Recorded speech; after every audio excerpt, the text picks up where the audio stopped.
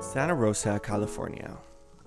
The news of sophisticated Uncle Charles dropping by from the East Coast stirs excitement in the otherwise mundane suburban lives of the Newtons.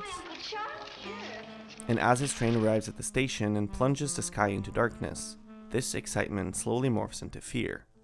In true Hitchcockian fashion, Shadow of a Doubt maintains an unnerving sense of suspense that is constantly agitating in the back of our minds. While we are aware of Charles' killing spree, his infatuated niece is completely clueless. And this suspenseful agitation translates into a sort of stylistic vivacity. Just like young Charlie's gears work full-time to piece up her uncle's secrets, a constant state of activity appears to take over the film's style. A dynamism that is most striking in Hitchcock's aesthetic choices for lighting, moving the camera, and building an invisible but nonetheless active soundtrack. Films from the classical era would typically choose to light subjects and environments for the sole purpose of visibility. In other words, lighting for an audience to see clearly. They would rarely experiment with shadows or alter the scene's light sources unless narratively motivated. There are exceptions, of course, especially in film noir, where objects and windows morph the lighting of a setting into specific shapes. But otherwise, the light would remain static.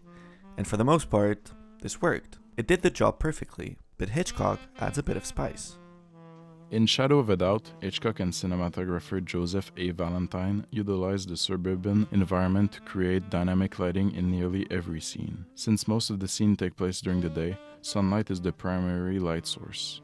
But for Hitchcock's sunlight to reach the characters, it must find its way through numerous obstacles, resulting in dynamic shadow imprints on the walls inside the house. For instance, as Charlie lies in bed, the moving shadows of the curtains add movement to the frame, making her appear stiff as a rock, while her bedroom walls are in perpetual motion. Downstairs, Anne is reading a book, surrounded by various windows and curtains, as well as poles and stair railings, painting the living room with spots of lights and shadows. Newton's residence and Newton speaking. It all results in a more lived-in atmosphere of a big, nuclear, familial suburban house. Throughout the film, the trees surrounding the Newton family house contribute to the complexity of the lighting, as we see in this shot, creating dynamics without which the image would be bland and ordinary. We can also find it outside the house, like on the train, where the quick movements of the light in the frame reinforce the illusion of the wagon's speed. The dynamism of the light is, however, not limited to the movement, but also relates to the range of contrast. Being the antagonist of the story, Uncle Charlie is often lit more darkly compared to everyone else, which highlights his sinister presence. When Charlie confronts the other Charlie towards the end of the film, the lighting differs from one Charlie to the other. While young Charlie's face is bright, motivated by a light over her head, her uncle is left in the dark, only his silhouette is to be seen. This is a clear instance of the opposition of light versus darkness. Even in his absence, he is represented by shadows, like when young Charlie goes up to his room looking for the journal. The heavy dramatic shadows from the stair railing suggest something menacing, a jail cell waiting for the criminal to fumble and get caught. The stylistic dynamism of Shadow of a Doubt can also be found in Hitchcock's mobile framing. A moving camera essentially bridges the space of the action from one point to another, but it is also relevant to examine how it can be used as an alternative to editing. Throughout the film, Hitchcock uses camera movement for editing. Where other filmmakers would cut from one shot to another, Hitchcock reframes his camera from shot value to another. In doing so, camera movement heightens the intensity of certain action and emotion, while maintaining the integrity of time and the awareness of a unified space. For instance, this high-angle wide shot of the policeman becomes a medium close-up profile shot of Charlie by simply using a panoramic camera movement. In this scene, the sisters are framed in a full shot with Charlie in the foreground and Anne in the background. When Charlie goes to kiss her sister goodnight, the camera dollies into an American shot. The frame then follows Charlie as she undresses, panning left to right. One last deliberate movement reframes the happy niece in a profile medium close-up as she thinks about her favorite man in the world. What could have been broken down in 3 to 4 shots is instead depicted in one long take lasting 55 seconds. A long take allows us to spectate Charlie's bedtime routine in real time, once again emphasizing the lived-in atmosphere of the Newtons' house. In the iconic library scene, the close-up shot of the victim's ring in Charlie's hand turns into a high-angle wide shot of Charlie.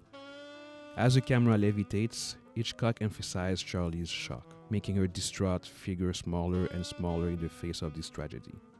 The stark contrast of the lighting that was mentioned in the first part is also of interest in this visual compelling scene, as a small window of light imprisons Charlie in her states of worry, in the total darkness of the big library. Hitchcock also uses camera movement to give us an exclusive look into characters' subjectivities. For instance, as Uncle Charlie openly speaks about his misogyny, the camera slowly dollies from a medium close-up to a close-up shot. With his face now taking up the screen space, he turns to his niece, almost looking into the lens. The moving frame once again emphasizes Charlie's maliciousness. Are they, Charlie? Are they human or are they fat, wheezing animals? And the shock of his family who learns about his repressed sociopathic tendencies. Well, for heaven's sake, don't talk about women like that in front of my club. You'll be tarred and feathered. This results in a doubly subjective shot, merging both the uncle and the niece's anxieties and strengthening their almost psychic connection. Last but certainly not least, the soundtrack of Shadow of a Doubt provides an added layer of dynamism, in which sound and image interact rather playfully. Throughout the runtime, Hitchcock uses the soundtrack to rhythmically organize the visuals. In the chase scene early in the film, for instance, the detectives appear to be stepping on time with the score, following the tempo step by step.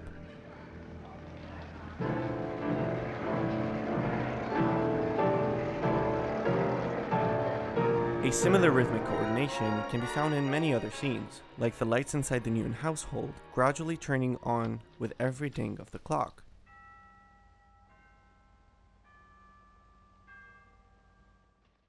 The same effect is used later in the library.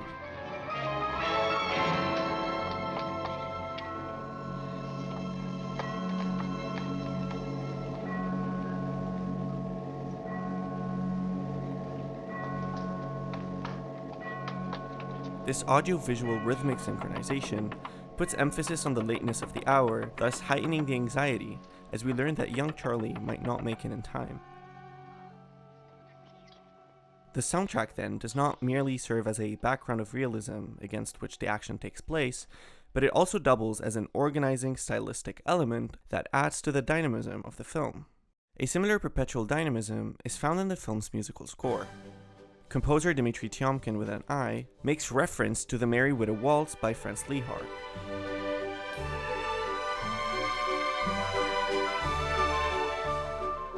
We first hear it in the opening of the film, diegetically animating a ballroom of dancers.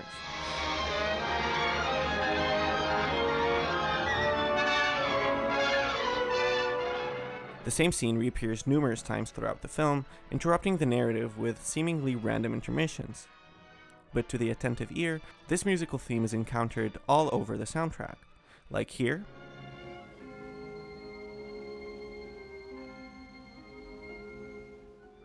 here, You've nothing on me.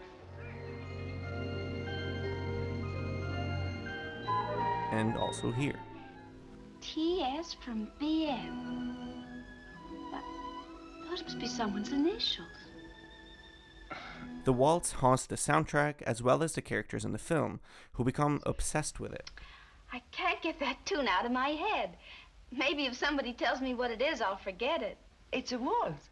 It's a tune stuck in everybody's heads, playing over and over again, an earworm whose itch is only relieved when we hear it once again, re-emerging in full force as Charlie finally learns the truth about her uncle in the library.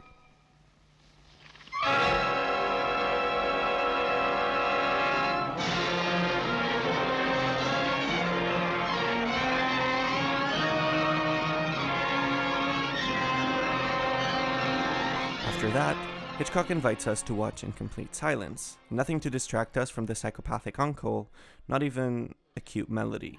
Rested now and ready for anything. Is the gravy made? Now you're humming that waltz. Whatever you do, please don't hum that tune anymore.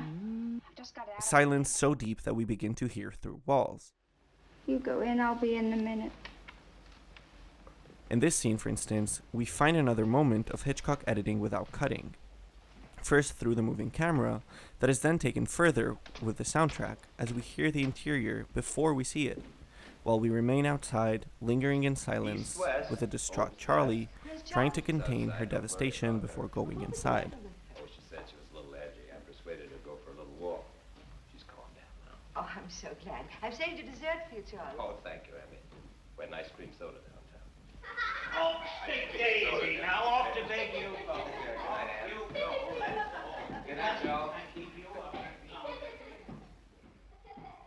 Only after a constantly dynamic soundtrack throughout the film can we appreciate the loudness of the silence in this scene.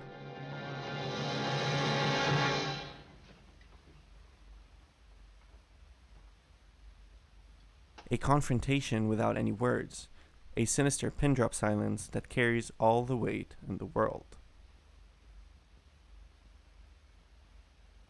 In the famous interview with François Truffaut, Hitchcock calls Shadow of a Doubt his favorite film of his.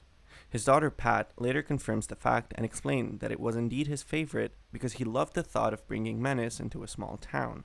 A similar sense of disruption is noticeable in the style of the film, where Hitchcock brings shadow to the light, movement to the stillness, and agitation to the silence. Through this stylistic dynamism, Shadow of a Doubt brings menace into our personal peace of mind, clouding our souls with a thick, dark cloud of anxiety that sticks with us long after the credits roll, as if infected by an earworm that is impossible to kill. Good luck getting this waltz out of your head.